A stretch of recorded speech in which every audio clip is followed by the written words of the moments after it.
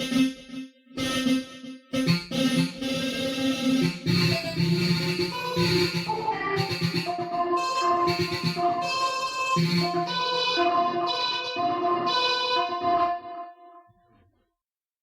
right, I know Jim's excited. We are in the future. That sounds like if you hit the Who in the head with a brick. That was Mama O'Reilly right there that I just played. But ladies and gentlemen, we are here with Bad Jokes and the AEW. Yes, and Kyle O'Reilly wants a word with you also. And so does Baba. Well, speaking of Bad Jokes, the AEW Dynamite ratings are right here. Oh, boy. Jim, Wednesday. What was it last week? How many did they have last week? They were down in the sevens, weren't they? Last week was 711,000 viewers on average. That's a 7-Eleven. Well, did they get boxcars this week, or what happened on Wednesday, May 15th? And actually, let me just say this because it has some stats here from WrestleNomics. Well, I'll give them in a second. Wednesday, May 15th, AEW Dynamite on TBS, 8 to 10:12 p.m. On average, 672,000 viewers. Oh, to quote the late, great Paul Bearer, oh, sweet Jesus. That is the lowest overall rating since January 6, 2021. That is Wait, I wonder why that nobody was watching anything else on television on January 6, 2021. You know, I didn't even realize that. That's a very good point. And the key demo... So we could even give AEW a pass on that day, but go ahead. And the key demo, which was a 0.23, is the lowest key demo, which of course is 18 to 49-year-old males. The lowest key demo number in English since June 24th, 2020. I don't know what happened on June 24th, 2020. So a lot of people were intubated around that time. It was number 6 among cable telecasts for Wednesday, with the NBA dominating the night. Versus last week, obviously minus 5%. Versus the trailing 4-week average, which is 715 minus 6%. Versus last year at the same... Is this last year at the same time? No, that's quarter to quarter. I wanted to see if we had last year's number for the same week, but let's go to these quarterly numbers. Well, you know, and here's something to give the Cult of Cornette listeners some homework. All of you mathematical geniuses and statisticians out there. They do the NBA playoffs every year. We keep saying that, right? So this happens every year, but this don't happen to their numbers every year. Is the NBA suddenly overperforming what they've done the last few years since AEW has been in existence against them? Or is it just that the same amount of people are watching the NBA, give or take, and people are just jumping off the AEW ship? That's a good thing to ponder. There are people still making excuses for what has been for us obvious for a very long time, and now the chickens are coming home to roost. It's a bad wrestling TV show. It's poorly booked. It's poorly done. It's not a good American wrestling television show. I don't know if it's a good Ecuadorian television wrestling show. But you hear the excuses. It's the NBA playoffs, and they're a big deal. It's a very big deal. And you also hear the excuse that there are people dropping cable. There's a drop rate. So it's affecting every channel and every show. However, what that conveniently ignores is that AEW's decline in viewership is outpacing all of those things. It's not just people getting rid of cable, so, all right, I will consume my AEW in another way. It's people dropping AEW. And people need to recognize that. Jim, the quarterly numbers supplied by WrestleNomics. Quarter 1, 8 to 8:15 p.m., Jeff Cobb and Kyle Fletcher versus Bryan Danielson and Jon Moxley with picture-in-picture, 753,000 viewers. Oh, that is the lowest start point in quite some time. Even like I think they've killed the Big Bang Theory's ratings. Just people don't want to watch that last Big Bang Theory on the off chance, the risk that they might lead into the wrestling program and not be able to cut it off in time. I always mention to you that WrestleNomics has a trend line in the chart here, and if anyone wants to ever see it, just go check out their Patreon. But this is 753. It doesn't have an exact number, but the 90-day trend is over 900,000 to start. So this is way off. Way off. You're way off. Quarter 2, the continuation of that match, the post-match with Konosuke Takeshita, who just did an interview in Japan complaining about the booking, and Claudio Castagnoli, a recap of some sort. Oh, that was the recap of Swerve and Christian, I believe. Adam Copeland and the House of Black's live angle, and the Elite and Jack Perry backstage promo, followed by an ad break. 692,000 viewers. Well, on the plus side, looking at the bright side of things, that's not as many as they usually lose because they didn't start as many to begin with, but they only lost 61,000. Usually it's over six figures. Well, if there's anyone who consistently loses viewers on this show, it's the Young Bucks. Let's go to quarter 3, 8:30 to 8:45 p.m. The FTR backstage promo, Christopher Daniels and Matt Sydal versus the Young Bucks with picture-in-picture, and the post-match, 656,000 viewers. Boom. Well, they did what they normally do, and there goes another 36,000. So now we're down. Oh. We're still only down about 97,000 from the start. And this did 285,000 in 18 to 49-year-old males, which is the low point of the show. Ooh. So that audience is not accepting the Young Bucks right now. Well, because think about it. People want to see, like people like them on television. And if the men 18 to 49 don't want to see the Bucks, that's entirely understandable. The Bucks would need to be men ages 18 to 49 before those people would want to see them. We go to quarter 4, 8:45 to 9 p.m. Tony Storm's backstage promo, an ad break, Malachi Black's backstage promo, Hook versus Sebastian Wolf. Oh boy. Hook and Chris Jericho's live promo and angle with Big Bill and Shibata, and the Swerve Strickland backstage promo. 692,000 viewers, and the high point in the key demo, 312,000. So as soon as the Buckaroos got off the fucking screen, people came back and they equaled what they did in quarter 2. I expect that trend will continue in the weeks ahead. The numbers. Wow, for that quarter that you just read, people came back. Mm-hmm. Can you imagine how much they didn't want to see what came before? For the top angle in the company, but let's go now to the world champion, quarter 5, the big 9 o'clock hour, 9 to 9:15 p.m. Brian Cage versus Swerve Strickland with picture-in-picture, 652,000 viewers. Oh, and they lost another 40 at the top of the hour. And that's the lowest point in the show, but I guess not the lowest point in the key demo. No, the lowest point was the Young Bucks segment. But now again, looking at the thing on the positive side, they've only lost 101,000 people total from where they started. They've usually lost at least 150 or more by now. Maybe 200.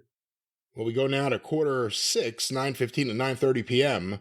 The continuation of Strickland versus Cage, the post-match with Christian and his friends, the ad break, the Hook Shibata backstage angle with Samoa Joe, and the beginning of Tony Storm versus Harley Cameron, 678,000 viewers.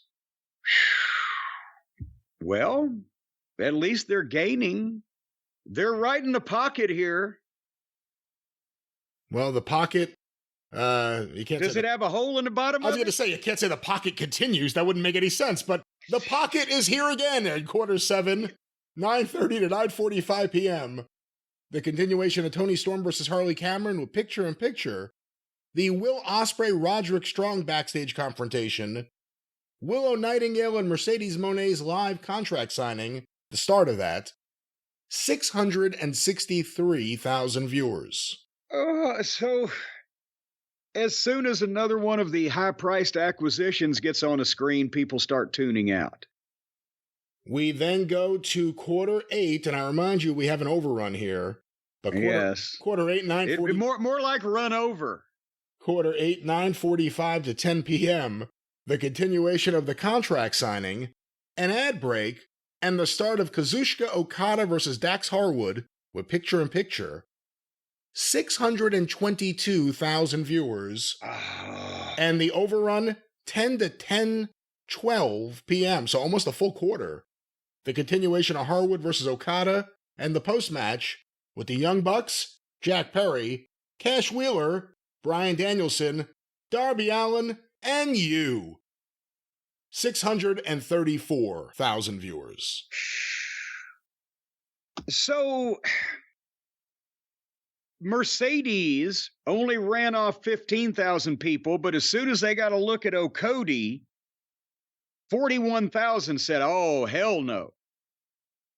And then we had another 12,000 straggle in the overrun looking for the start of Modern Family. It's every quarter you can do just a complete analysis and understand why the show doesn't pick up steam, why the show doesn't pick up viewers, why people don't come back. Again, the numbers will likely go up after the NBA playoffs. Are they going to go back to where they were? I don't know about that. Jeff Cobb and Kyle Fletcher versus Danielson and Moxley. Jeff Cobb is someone you never see on this show. Kyle Fletcher is someone who's never won a match on this show against Danielson and Moxley. Moxley, who means... Actually, I shouldn't... It's hard to say. Moxley still means a lot to the hardcore AEW fan, but that isn't really growing anymore. And Danielson's just kind of coasting right now, it seems like. Then you get more of that. Takesha's involved. Again, complaining about the booking now. Claudio's involved. No one cares about Claudio right now. The Adam Copeland House of Black stuff is awful. Every babyface on this show gets destroyed. Jack Perry's backstage promo. Jack Perry can't pull this off. He looks like he's selling dime bags. He doesn't seem believable in any way. FTR's promo. FTR's dead. Daniels and Seidel versus the Young Bucks. The Young Bucks are dead. No one has seen Daniels on this show in forever, even has thought about him. Matt Seidel's never won a match on this show. Tony Storm's backstage promo. Hey, at least they present her like a star.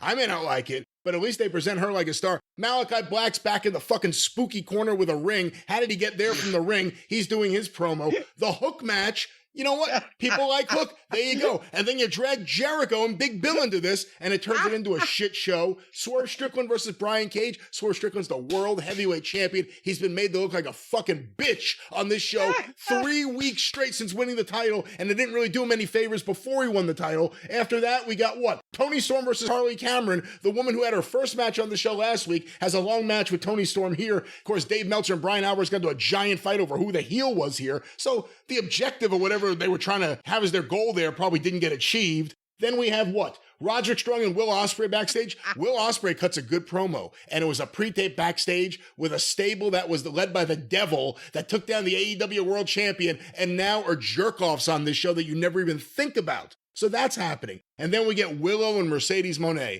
Willow Nightingale needs practice and maybe coaching about how to talk, but she's got a lot. She's got something going on.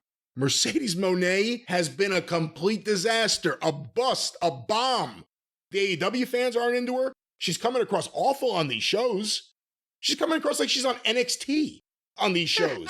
Just terrible. And then Okada versus Harwood. Okada. Well, how can you go wrong there?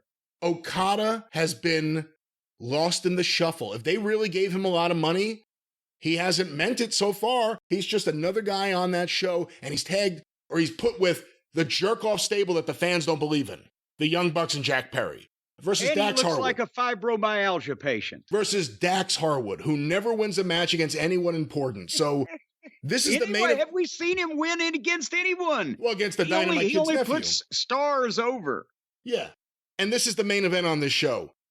There's a reason why people dive off this show. There's nothing there. The booking is awful. And everyone wants to pretend it's something else. But you left out the biggest question. You're supposed to say what? What's the biggest question? Where's Nana? Well, that is a very good question. Will he be written off the show? Or will he ever appear dancing again? Will he turn on Swerve and go with the moguls, which would be so stupid? But everything on this show, the commentators are useless. It's not just that I don't like Excalibur and Shivani. It's that they're useless as lead commentators. They don't do anything to help the show at all. They're useless.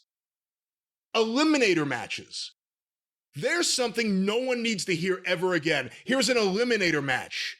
It sounds great in Tony's head. It sucks.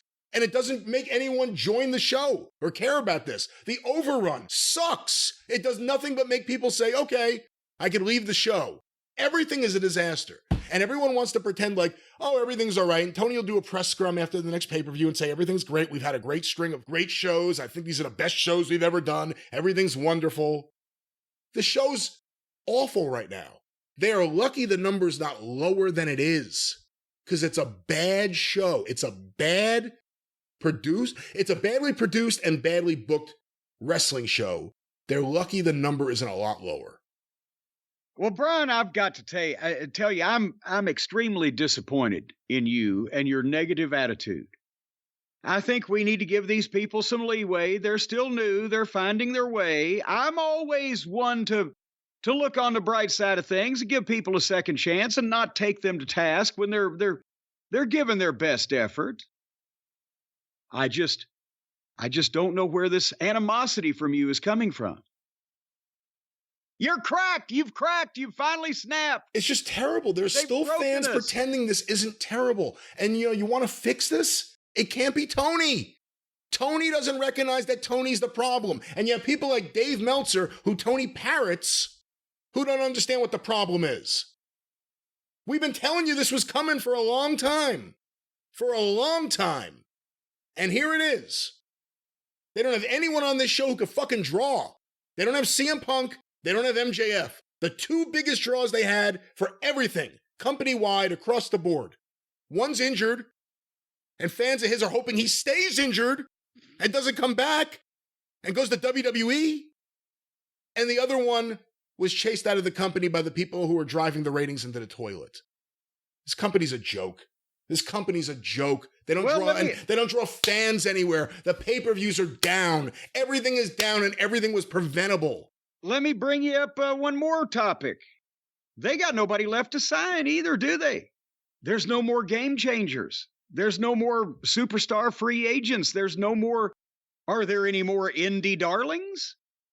Have they burned through everybody that they could get that is supposedly would make a difference? There's always people that we don't know of that are out there, but primarily? Well, people that we don't know of, they're not going to be game changers, are they?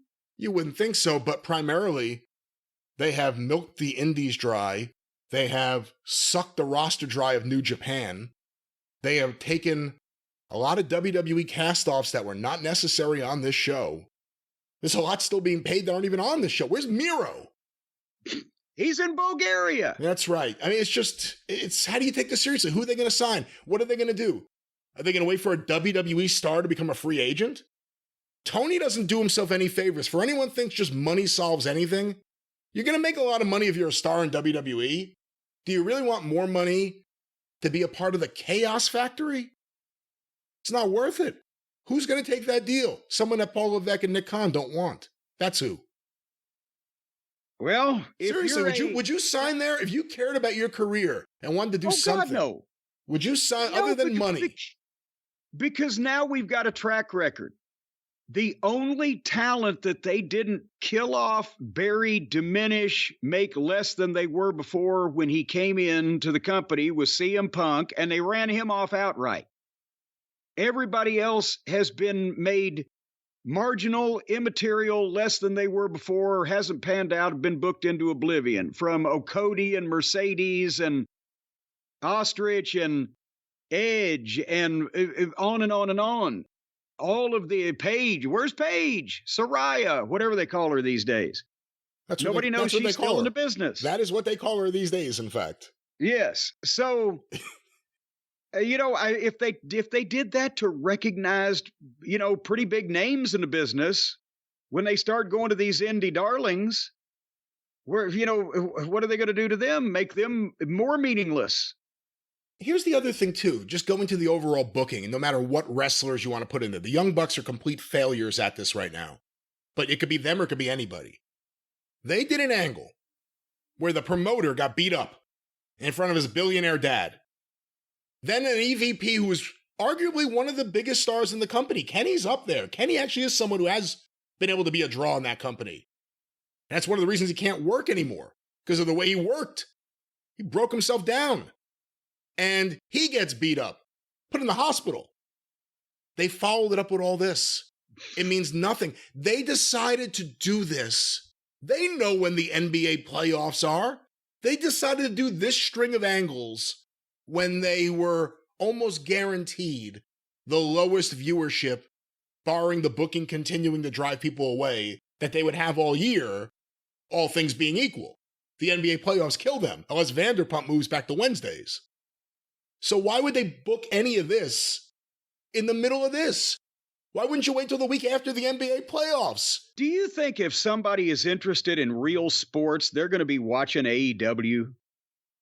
Even if they're interested in WWE, I think they don't even, I'm sure the Buckaroos don't even consider the NBA playoffs competition because none of their, goofy indie marks that love them would be caught dead at anything besides a fucking wrestling match. They don't watch basketball. They don't watch football. They don't watch wrestling if it looks real. They only watch silly cartoon shit.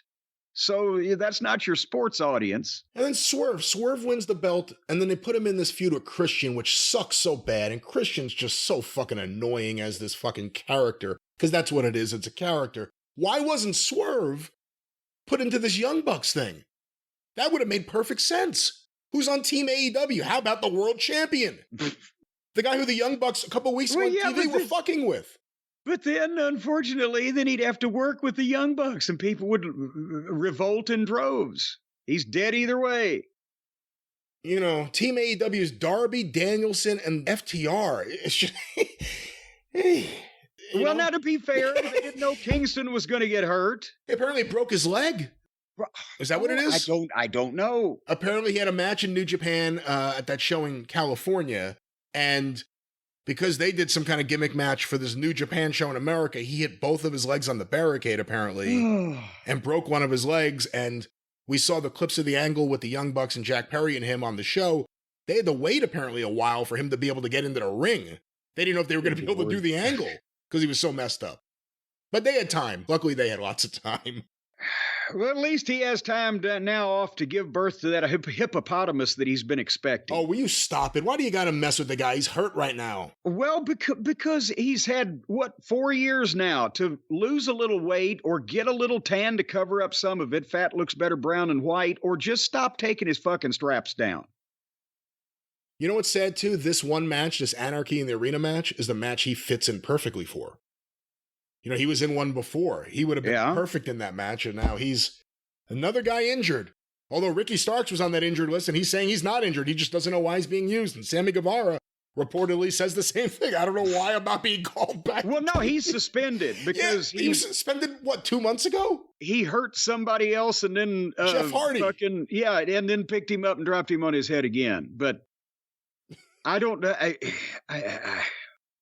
What about, instead of suspending the fucking guy for that, why don't you stand him up in front of the rest of the roster and say, stupid, do not be like stupid, and point at him? We've been saying this was all coming for a long time. You're now seeing it from AEW fans. You're now seeing it from the Observer fans. Even they recognize that they can't pretend anymore. Tony's the problem. The show's awful. The promotion's being run really poorly. Nobody's over. And that's that. And any of the wrestlers who want to get on social media and try to defend the company, you look like a fucking boob.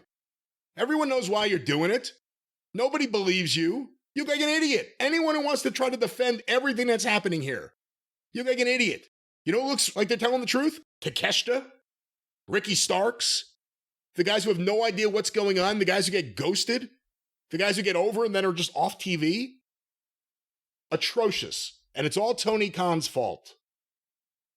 Well, now next week for Dynamite, they're going to be out in the Lollipop Guild's home area, right? The fucking... Well, they're on a West Coast swing, I guess, because they were just in Washington, then they did Portland for Collision, and now they're going to be coming down to California. Hollywood swinger. Wherever your homeless are, you will find AEW for the next few weeks. Well, but they're in Bakersfield, and we've mentioned Bakersfield, the home of the Buck Owens sound, right? And that's right near... the Buckaroos' hometown, and that's, where all their friends are. You think they're going to sell out? Are they in a big building there? I heard maybe their advance wasn't too good. As a matter of fact, they're at the Mechanics Bank Arena. I have this information here in front of me. They're at the Mechanics Bank Arena Here's what I don't know, Brian. What's the capacity of that arena if you're actually using it as an arena? Let me look instead that of a piss hole in a snowbank. I will look that up right now.